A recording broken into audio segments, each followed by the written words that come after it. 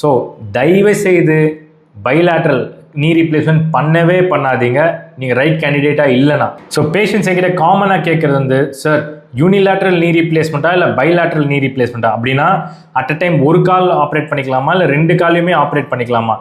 So யாரெல்லாம் right கேண்டிடேட்டாக இல்லைன்னு நீங்கள் பார்த்தீங்கன்னா, பீப்புள் வந்து எக்ஸ்ட்ரீம்ஸ் ஆஃப் ஏஜில் இருக்கவங்க, அப்படின்னா 75+ 80+ இருக்கவங்க.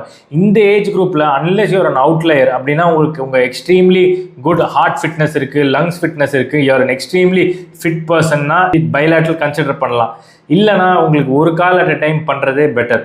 செகண்ட் வந்து உங்களுக்கு வந்து ஹார்ட் ப்ராப்ளம், லங்ஸ் ப்ராப்ளம் இருக்குது, பட் நீங்கள் அதை ப்ராப்பராக ஆப்டிமைஸ் பண்ணலை.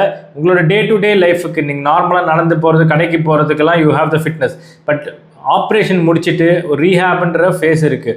அந்த ஃபேஸில் நீங்கள் வந்து இந்த மாதிரி அன்ஆப்டிமைஸ்ட் ஹெல்த் கண்டிஷன் வச்சுருந்தீங்கன்னா கொஞ்சம் ஸ்ட்ரகிள் பண்ணுவீங்க. ஸோ உங்களுக்குமே ஒரு நீ அட் அ டைம் பண்ணுறது தான் நல்லது.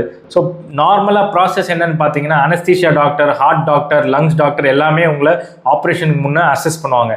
அசஸ் பண்ணிவிட்டு உங்களை ஃபிட்னஸ் என்னன்னு ஒரு கிரேடிங் உங்களுக்கு கொடுப்பாங்க.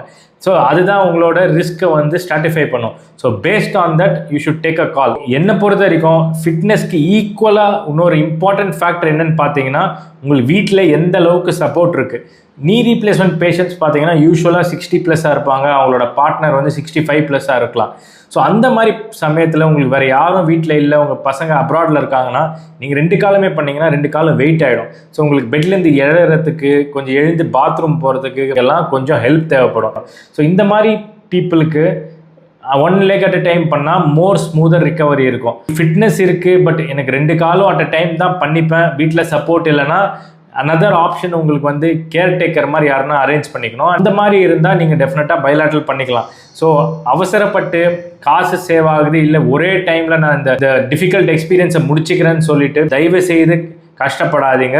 உங்கள் டாக்டர் கூட பொறுமையாக பேசுங்க and find out if you are the right candidate for bilateral knee replacement. So தயவு செய்து பைலேட்ரல் நீ ரீப்ளேஸ்மெண்ட் பண்ணவே பண்ணாதீங்க நீங்கள் ரைட் கேண்டிடேட்டாக இல்லைனா. ஸோ பேஷண்ட்ஸ் என்கிட்ட காமனாக கேட்குறது வந்து, சார் யூனிலேட்ரல் நீ ரீப்ளேஸ்மெண்ட்டா இல்லை பைலேட்ரல் நீ ரீப்ளேஸ்மெண்ட்டா அப்படின்னா அட் அ டைம் ஒரு கால் ஆப்ரேட் பண்ணிக்கலாமா இல்லை ரெண்டு காலையுமே ஆப்ரேட் பண்ணிக்கலாமா? ஸோ யாரெல்லாம் ரைட் கேண்டிடேட்டாக இல்லைன்னு நீங்கள் பார்த்தீங்கன்னா, பீப்புள் வந்து எக்ஸ்ட்ரீம்ஸ் ஆஃப் ஏஜில் இருக்கவங்க, அப்படின்னா 75+ 80+ இருக்கவங்க. இந்த ஏஜ் குரூப்பில் அன்லெஸ் யூர் அன் அவுட்லயர் அப்படின்னா உங்களுக்கு உங்கள் எக்ஸ்ட்ரீம்லி குட் ஹார்ட் ஃபிட்னஸ் இருக்குது, லங்ஸ் ஃபிட்னஸ் இருக்குது, யூஆர் அன் எக்ஸ்ட்ரீம்லி ஃபிட் பர்சன்னா பைலேட்ரல் கன்சிடர் பண்ணலாம். இல்லைனா உங்களுக்கு ஒரு கால் அட் அ டைம் பண்ணுறதே பெட்டர். செகண்ட் வந்து உங்களுக்கு வந்து ஹார்ட் ப்ராப்ளம், லங்ஸ் ப்ராப்ளம் இருக்குது, பட் நீங்கள் அதை ப்ராப்பராக ஆப்டிமைஸ் பண்ணலை. உங்களோட